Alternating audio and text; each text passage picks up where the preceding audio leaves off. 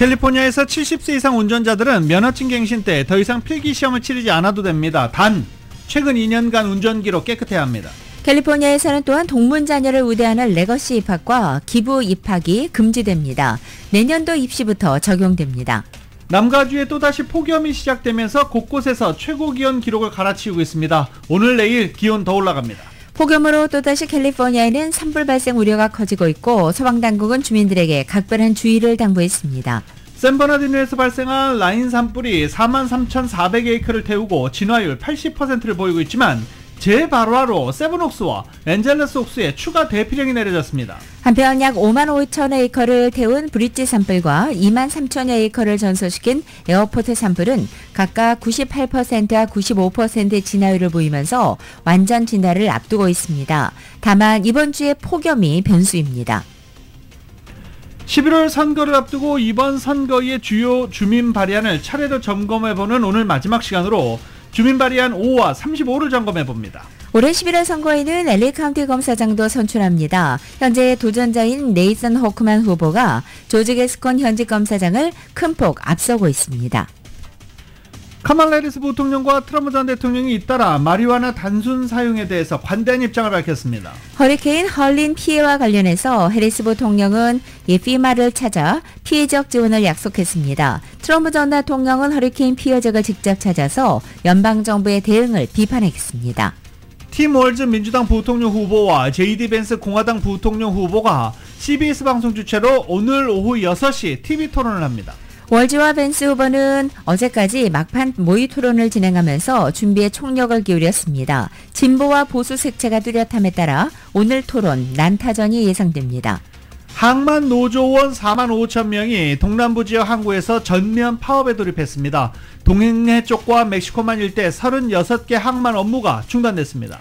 제롬 파월 연준 의장이 경제는 견고한 상태라면서 추가 금리 인하는 예정대로 궤도 위에 올라 있다고 밝혔습니다. 하지만 서두를 상황은 아니라고 말해서 또 한 번의 비컷 기대는 낮췄습니다. 이스라엘이 레바논 국경을 넘어 헤즈볼라를 겨냥한 지상전에 돌입했습니다. 이스라엘 국방장관은 미국도 공격 필요성에 동의했다고 말했습니다. 미국은 이란이 탄도미사일 공격 조짐을 보이고 있다고 밝혔습니다. 마르크 리터 신임 나토 사무총장이 취임 연설을 통해서 방위비를 확대하고 우크라이나를 지원하면서 파트너십을 강화하겠다고 밝혔습니다.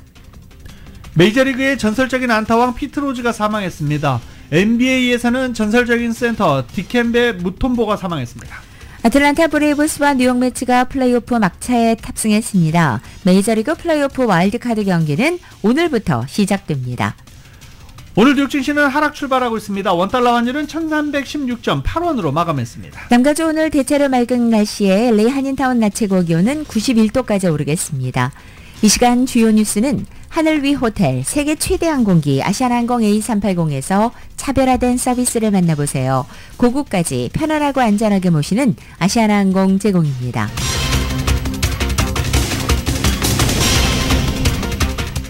여러분 안녕하십니까? 김윤정입니다. 안녕하십니까? 유지승입니다. 2024년 10월 1일 화요일 라디오솔 모닝 뉴스 2부입니다. 오늘 10월의 첫째 날입니다. 그리고 오늘부터 이제 2024년 마지막 4분기가 시작이 됩니다. 준비되셨습니까? 캘리포니아에서 이제 70세 이상 운전자들은 운전면허증을 갱신할 때 필기시험을 다시 치르지 않아도 된다고 합니다. 보도국에서 전해드립니다. 가주 차량국은 30일 70세 이상의 운전자들은 운전면허증을 갱신할 때 더 이상 필기시험을 치르지 않아도 된다고 발표했습니다. 기존에는 70세가 된 후 운전면허증이 만료되면 모든 운전자들이 시험을 치러야 했습니다. 가주 차량국은 고객 서비스를 개선하기 위해 교통위반 기록이 없는 운전자들에 대해 필기시험을 없애기로 했다고 밝혔습니다. DMV 방문객을 줄임으로써 사무실 직원들이 고객들에게 더 나은 서비스를 제공할 수 있다는 것입니다. 하지만 70세 이상의 운전자들은 여전히 면허증 갱신을 위해 사무실을 방문하여 시력검사를 받고 새로 사진을 찍어야 합니다. 처음 운전하는 사람들과 운전 기록이 좋지 않은 사람들은 여전히 필기시험을 치러야 합니다. 또한 운전자의 기록이 다음 기준 중 하나라도 해당되면 여전히 필기시험을 치러야 합니다.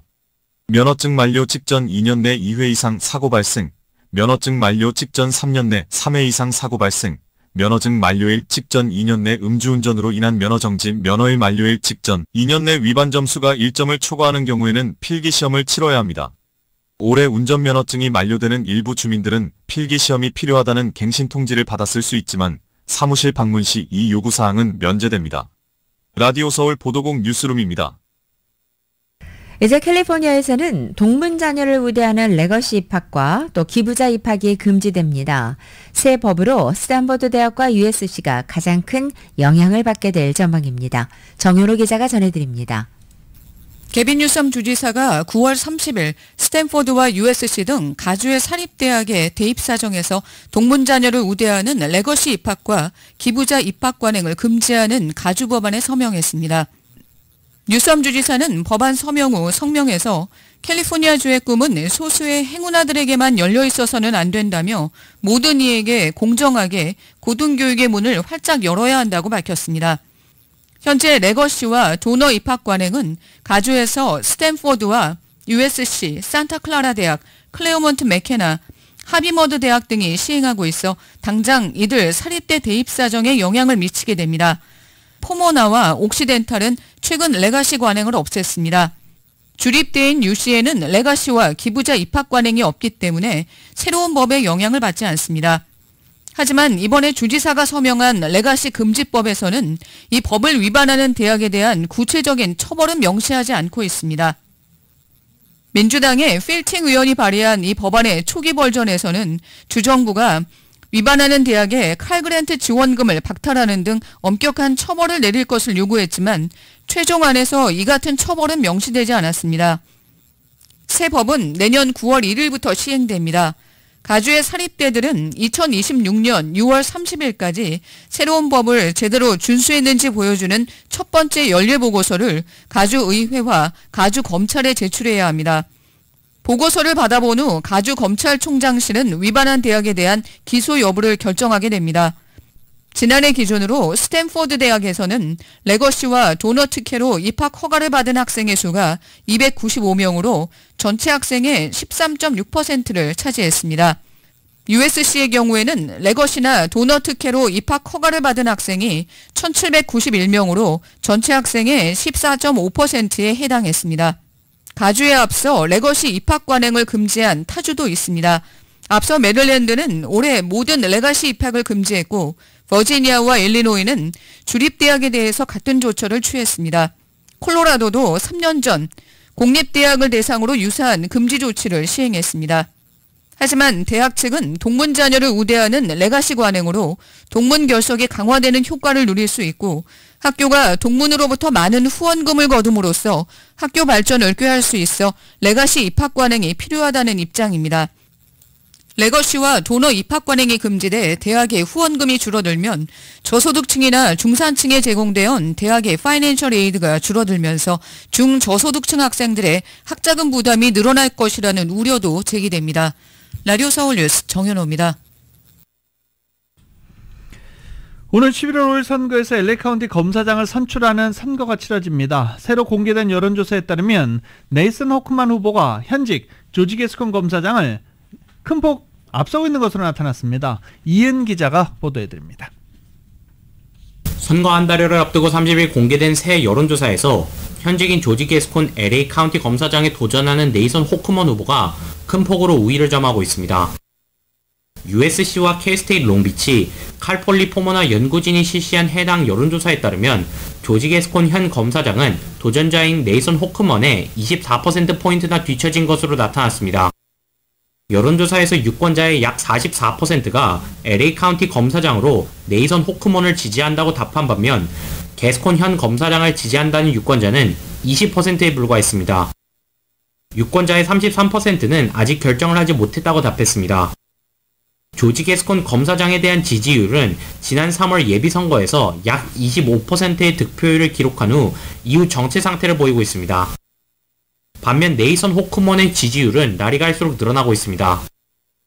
USC 프라이스 공공정책대학의 정치학, 국제관계와 공공정책 교수인 크리스티안 그로스는 이번 여론조사는 유권자들이 범죄에 대해 매우 우려하고 있으며 범죄에 대해 우려하는 사람들이 네이선 호크먼을 지지할 가능성이 더 높다는 것을 보여준다고 풀이했습니다. 급진보인 조지 게스콘 검사장은 취임 후 사법개혁으로 범죄에 대한 관대한 처벌을 내리면서 LA론 범죄가 급증하도록 만들었다는 주민들의 불만을 사고 있습니다. 공화당 출신이지만 이번 검사장 선거에서 무소속으로 출마한 네이선 호크먼 변호사는 조지 부시 행정부에서 법무부 차관을 역임한 인물로 범죄자에 대한 처벌을 강화해 무너진 치안을 바로세우겠다는 공약을 내세우고 있습니다. 유권자들은 최근 여론조사에서 마약과 절도범죄의 상습 범죄자에 대한 형사처벌을 강화하는 주민 발의안 36에 대해 압도적인 지지를 보이고 있는데 네이선 호크만에 대한 지지율이 높은 것은 같은 맥락에서 풀이할 수 있습니다. 라디오설 뉴스 이윤입니다. 한편 조지 게스콘 LA 카운티 지방검사장이 다음 달 부당 강등 소송과 관련해 증언대에 서게 됩니다. LA 고등법원에 따르면 게스콘 검사장은 10월 9일과 31일 두 번에 걸쳐 증언대에 서게 되는 것입니다. 이번 증언은 잔 루인 부지방검사가 제기한 소송과 관련된 것입니다. 루인 검사 측은 게스콘이 불법적인 정책을 시행하고 이에 대한 불만을 제기한 원고 측에 대해서 보복적 인사 조치를 했다면서 이와 관련된 직접적인 사실 정보를 갖고 있는 게스콘의 증언이 필요하다고 강조하고 있습니다. 한편 이번 소송 결과는 LA 카운티 검찰청 내부 갈등과 게스콘 현 검사장의 형사 사법개혁 정책에 상당한 영향을 미칠 것으로 보입니다. LA 한인타운이 포함된 LA 시의회 10지구 시의원 선거가 치열한 양상으로 전개되고 있습니다. 현직 헤더 헛 시의원과 초선에 도전하는 그레이스 유 변호사 두 후보 모두 3분기에도 자금을 충전하면서 선거운동에 박차를 가하고 있는 중입니다.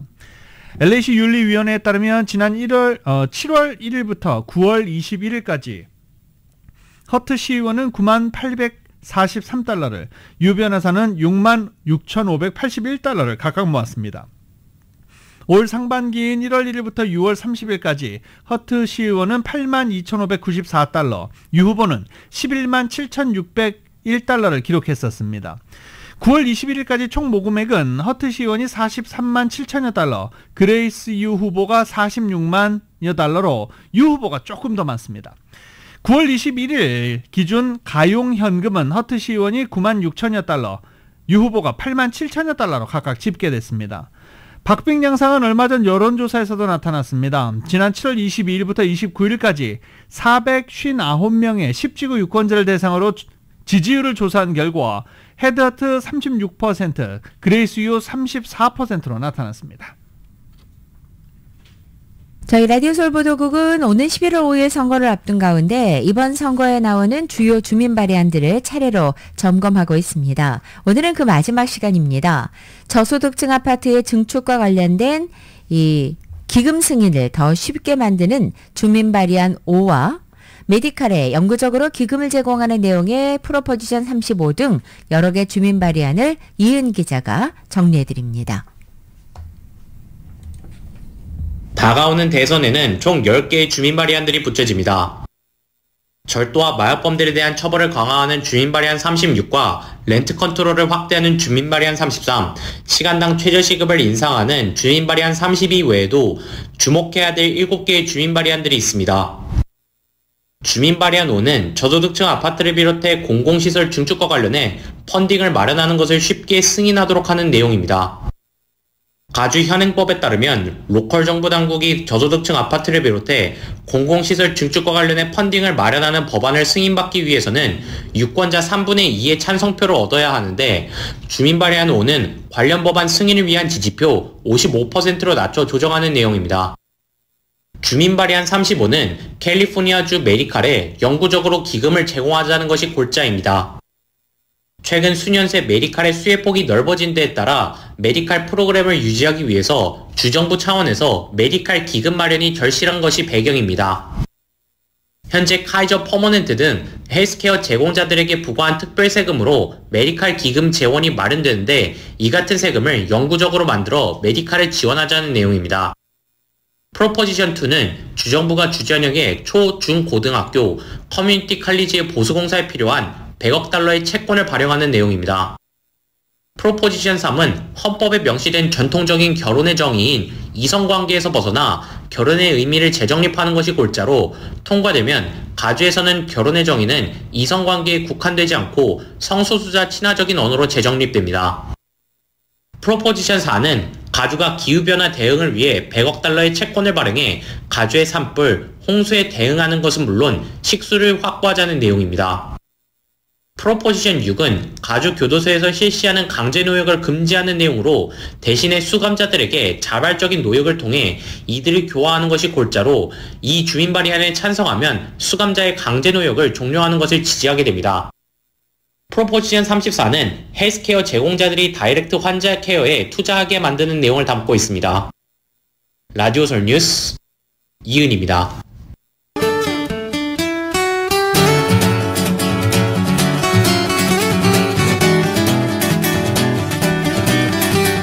10월 1일 화요일 남가주의 날씨입니다. 10월의 첫날인 오늘도 남가주 지역 이른 아침에는 다소 짙은 안개와 함께 출발했습니다. 현재는 점차 거치면서 맑아지고 있고 낮 기온은 지역에 따라 어제보다 4도에서 6도가량 더 높아집니다.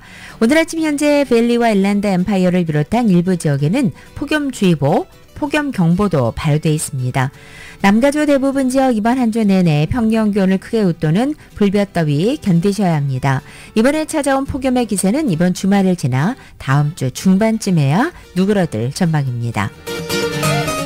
LA 한인타운의 오늘 낮 최고 기온 91도, 밤 최저 기온 64도, 오렌지 카운티 지역은 90도, 64도, 밸리와 일랜드 엠파이어 지역은 107도, 68도, 해안 지역은 76도, 64도로 예상됩니다. 한국 오늘 전국이 맑겠고 서울의 오늘 아침 최저 기온이 48도, 낮 최고 기온은 69도 예상됩니다.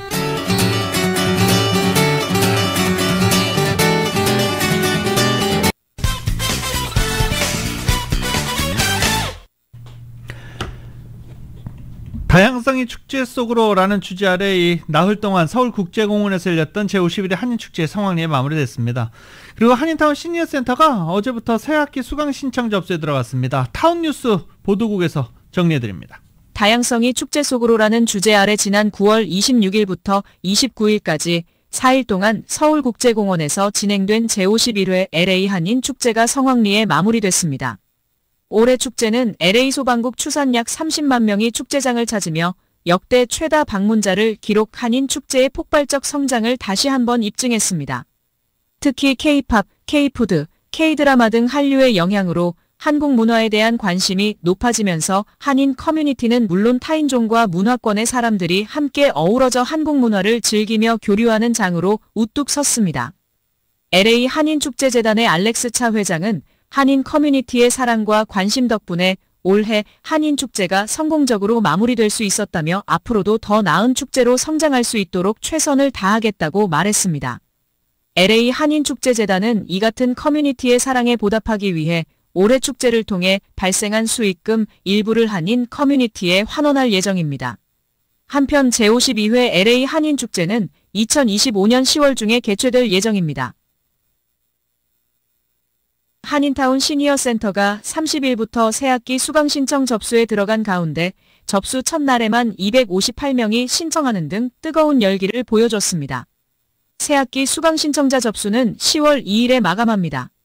노인센터에는 이날 새벽 3시부터 신청자가 몰려들기 시작해 오전 7시에 이미 120명을 넘겨 주위를 놀라게 했습니다. 스마트폰, 아나운서 화법, 댄스, 어반 스케치, 7교 교실, 피아노, 스트레칭은 접수 첫날 오전에 이미 마감했습니다. 신영신 노인센터 이사장은 새학기에 모두 42개 클래스를 준비했다며 재능기부 자원봉사 교수님들의 헌신으로 이 모든 것이 가능하다면서 고마운 마음을 전했습니다. 한미은행의 반일이 행장이 유력금융 전문 매체 아메리칸 뱅커스가 선정한 올해 주목해야 할 여성 금융인 리스트에 2년 연속 선정됐습니다.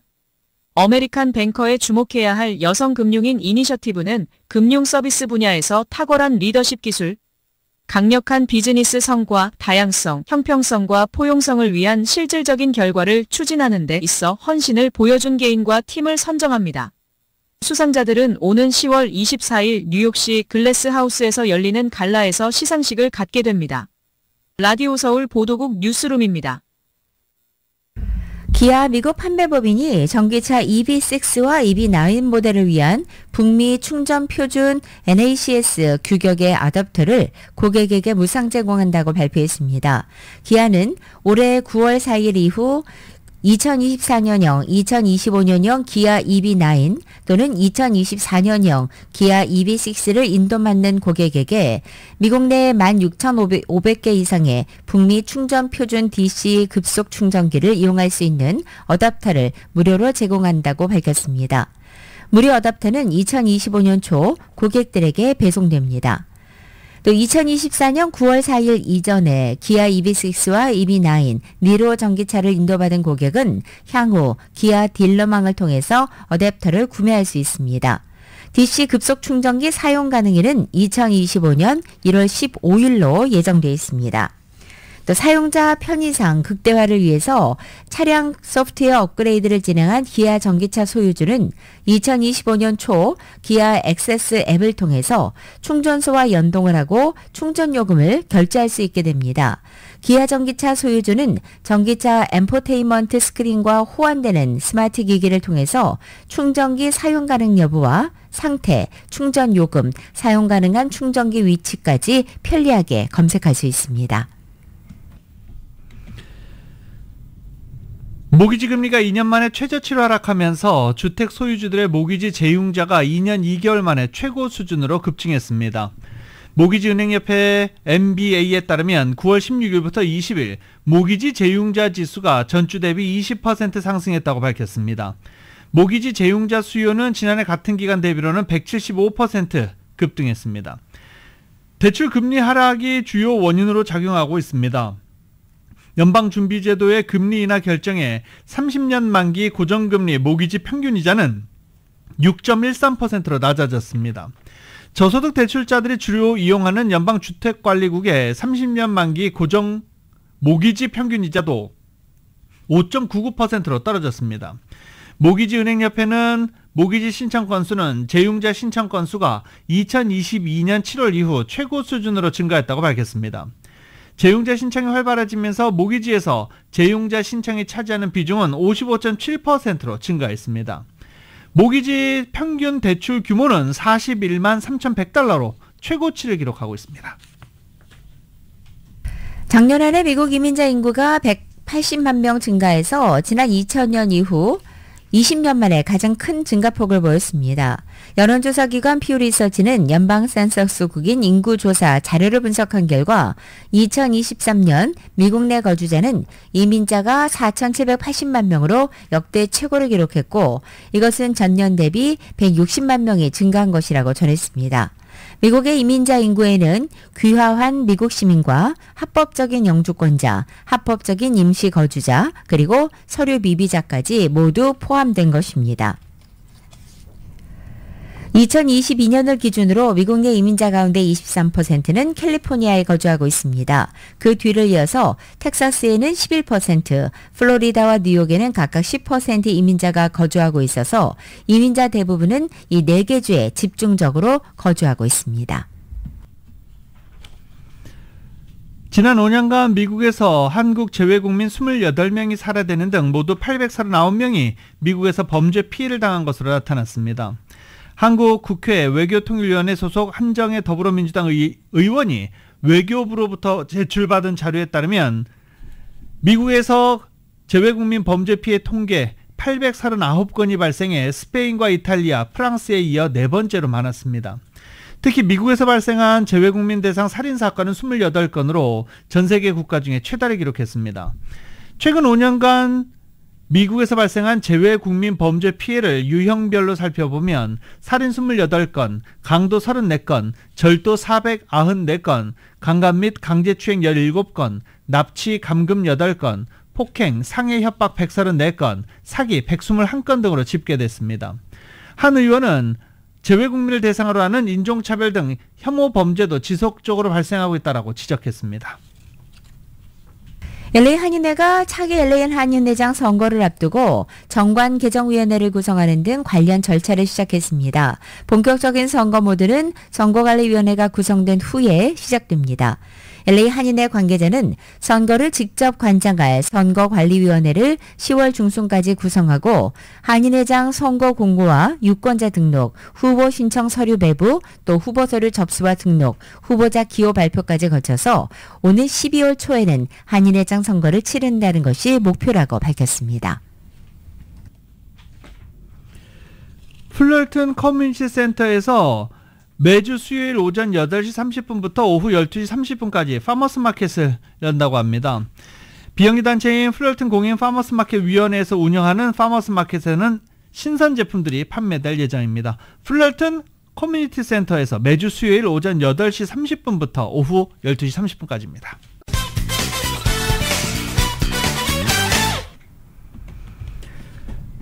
대통령 선거를 5주 앞둔 오늘 부통령 후보 간의 TV 토론이 열립니다. 민주당 후보인 팀 월즈 미네소타 주지사와 공화당 후보 제이디 벤스 상원의원이 오늘 오후 6시부터 CBS 방송 주관으로 뉴욕의 CBS 방송센터에서 90분간 토론 대결을 벌입니다. 부통령이 대선 판도에 미치는 영향이 어느 정도인지를 놓고는 논란이 있지만 이번 토론 맞대결에 대한 관심 그 어느 때보다 높습니다.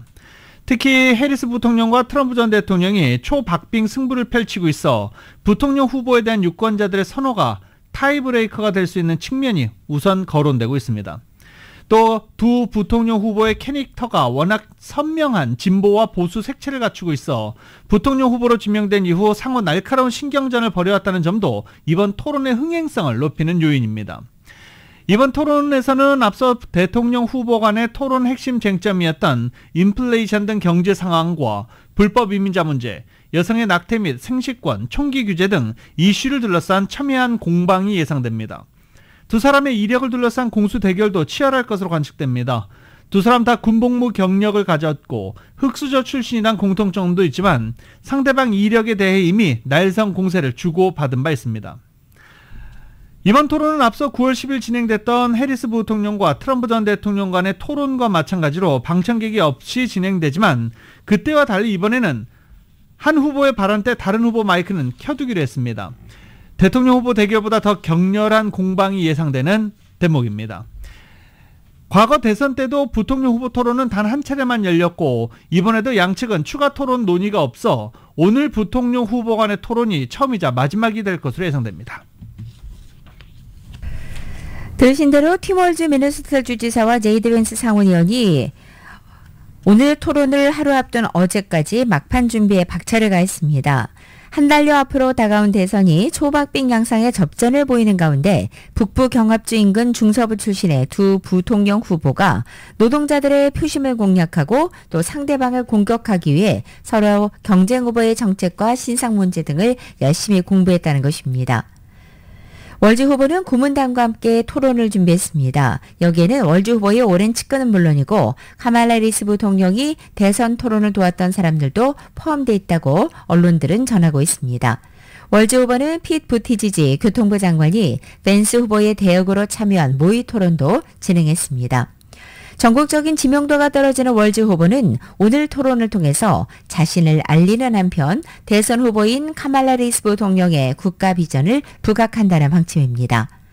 벤스 후보 역시 한 달 이상 토론을 준비했습니다. 특히 트럼프 대선 캠프의 제이슨 밀러 고문과 자신의 아내인 우샤 등이 포함되는 소규모 인원과 함께 혹독하게 질문을 하고 압박하는 검증 세션도 가졌습니다. 이 검증 세션을 통해 월즈 후보의 토론 스타일과 함께 진보 성향의 월즈 후보의 정책 성과를 집중적으로 학습한 것으로 보입니다. 벤스 후보는 또 자신이 제기했던 월즈 후보의 이라크 파병 기피 의혹과 함께 월즈 후보가 사실과는 달리 시험관 시술을 받았다고 한 점 등을 파고들 것으로 보입니다. 한편 월즈 후보와 벤스 후보는 모두 이른바 흑수저 출신이지만 대학 진학 이후에는 판이한 삶을 살았고 이에 따라 스타일도 크게 다르다는 평가를 받고 있습니다.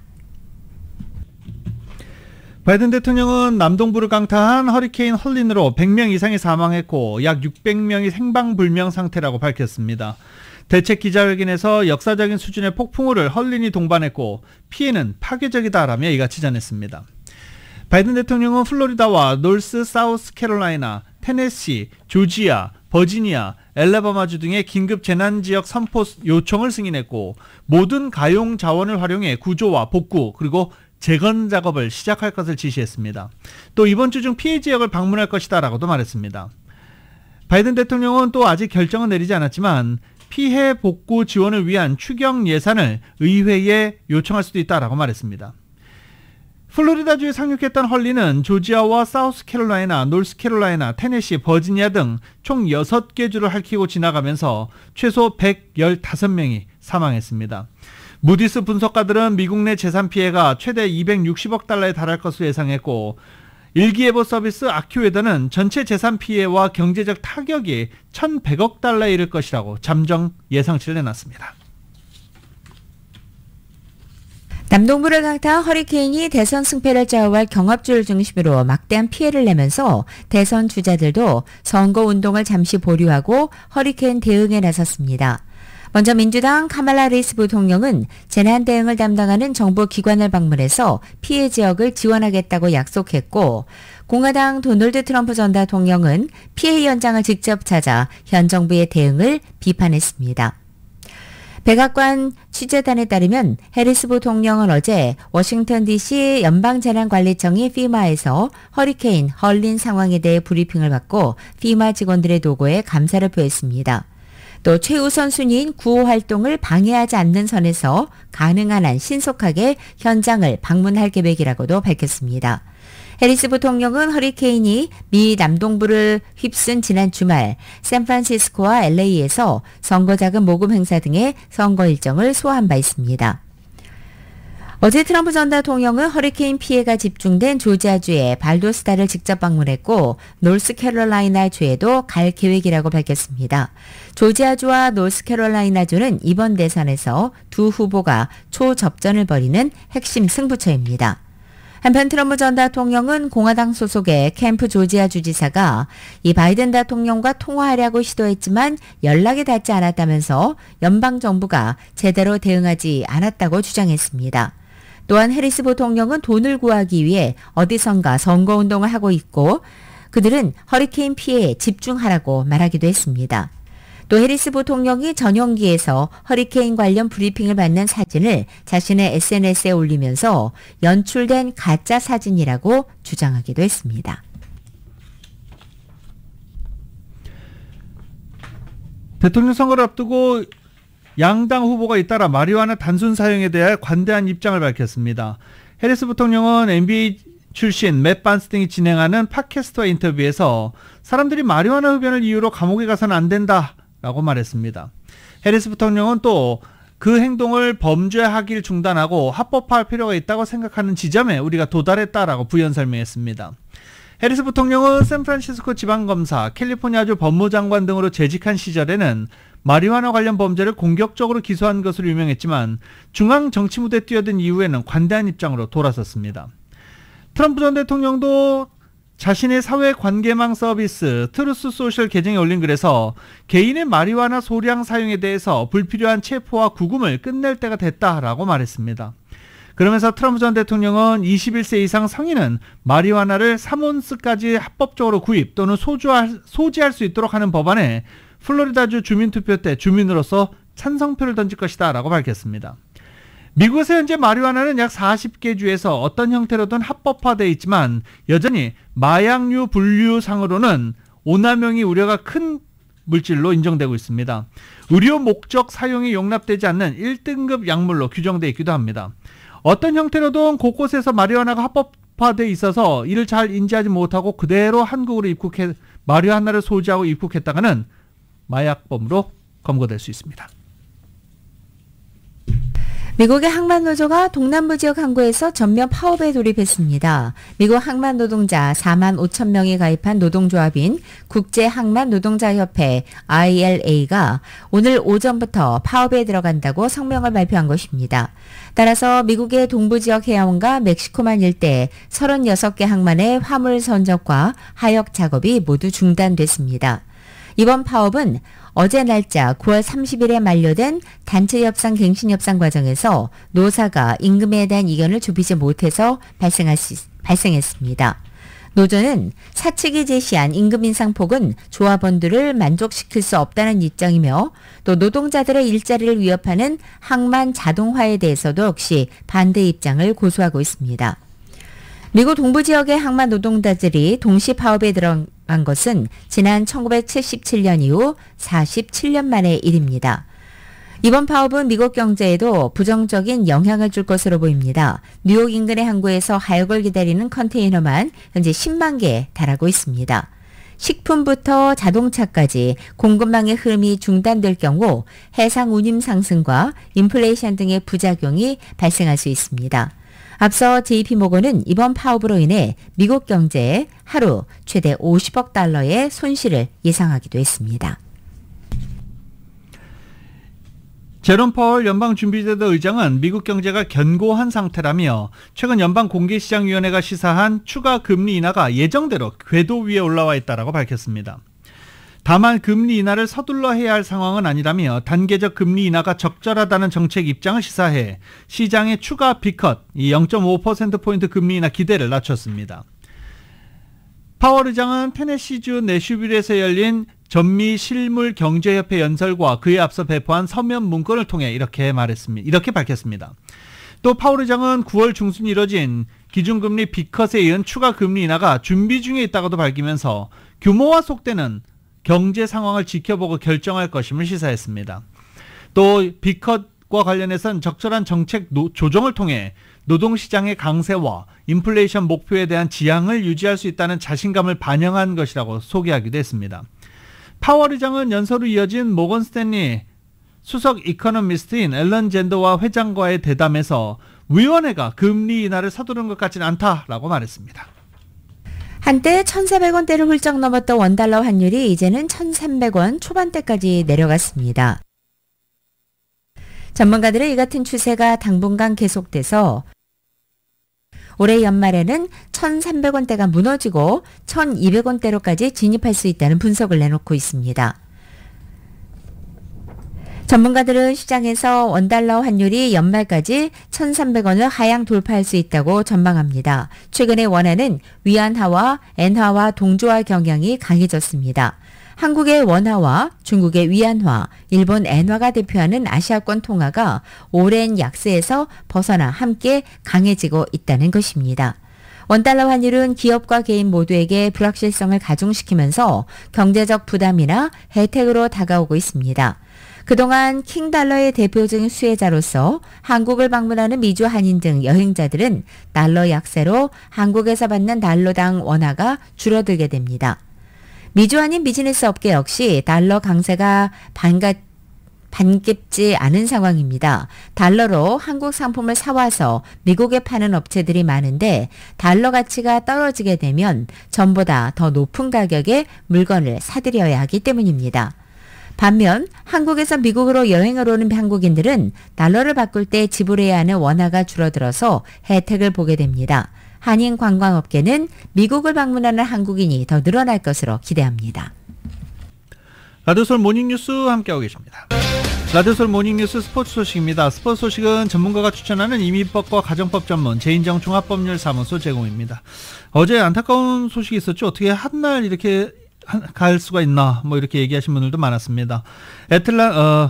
메이저리그 전설적인 타격왕 피트로즈가 사망했습니다. 피트로즈 누가 봐도 명예전당에 오를 선수, 최다 안타 신기록 등 여러 가지 기록 갖고 있죠. 그래도 명예전당 못 오르고 메이저리그에서 퇴출당했습니다. 그 이유 있죠. 네, 불법 도박을 했기 때문입니다.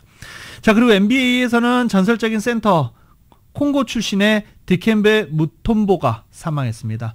뇌종양을 앓고 있었는데 결국 젊은 나이 50대 나이에 사망했습니다. 자, 그리고 메이저리그는 오늘부터 플레이오프 와일드카드가 시작이 됩니다. 11시 30분부터 경기가 시작되고요.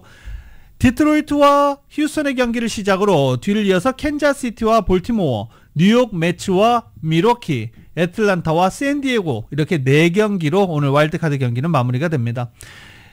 어제 더블헤더 경기로 극적으로 뉴욕 매츠와 애틀란타가 플레이오프에 합류했고 와일드카드 오늘부터 시작됩니다.